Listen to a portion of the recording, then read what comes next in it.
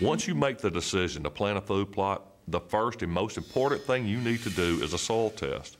A soil test is easy to do and very inexpensive, but it is crucial for food plot success. Do a real soil test where you send the soil off to a professional laboratory. That is the only way to know exactly how much, if any, lime you need to add, and how much and what type of fertilizer to add.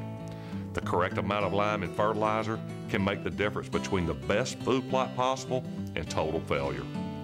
You can get a real soil test done through local county extension offices, agricultural universities, or you can use Whitetail Institute professional soil testing services.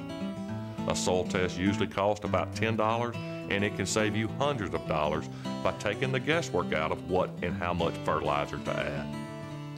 You should consider a soil test your map to success with food plots. I can't emphasize this enough. If you're going to plant food plots, take the time to do a real soil test. It is the most important thing you can do to achieve the best possible success with food plots and get all the benefits food plots can provide.